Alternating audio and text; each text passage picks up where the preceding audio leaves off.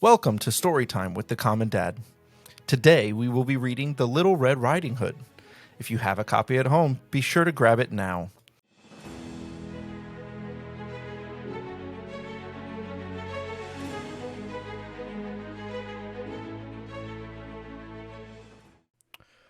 Once upon a time, there lived in a certain village a little country girl, the prettiest creature that ever was seen. Her mother was very fond of her, and her grandmother loved her still more. This good woman made for a little Red Riding Hood, which became the girl so well that everybody called her Little Red Riding Hood.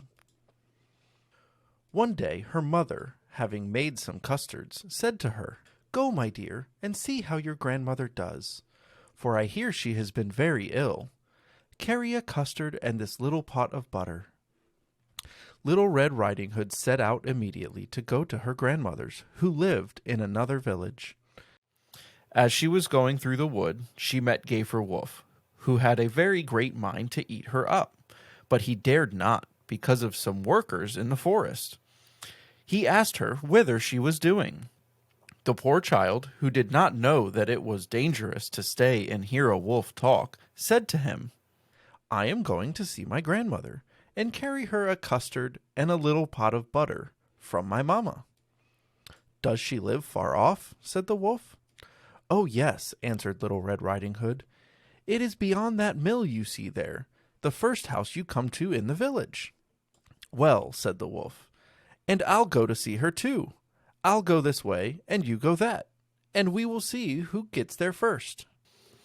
The wolf began to run as fast as he could, taking the shortest way, and the little girl went by the longest way, amusing herself by gathering nuts, running after butterflies, and making bouquets of such little flowers as she met with. The wolf was not long before he reached the old woman's house. He knocked at the door. Tap, tap, tap. "Who's there?" called the grandmother. "Your grandchild, Little Red Riding Hood," replied the wolf, imitating her voice. "Who has brought a custard and a little pot of butter sent to you by mamma." The good grandmother, who was in bed, because she was somewhat ill, cried out, "Pull the bobbin, and the latch will go up." The wolf pulled the bobbin, and the door opened. He fell upon the good woman, and ate her up in no time, for he had not eaten anything for more than 3 days.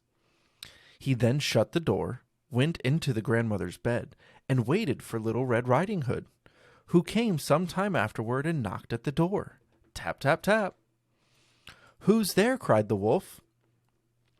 Little Red Riding Hood, hearing the big voice of the wolf, was at first afraid, but thinking her grandmother had a cold, answered, "'Tis your grandchild, Little Red Riding Hood, who has brought you a custard and a little pot of butter sent to you by mamma." The wolf cried out, softening his voice a little, "Pull the ribbon, and the latch will go up."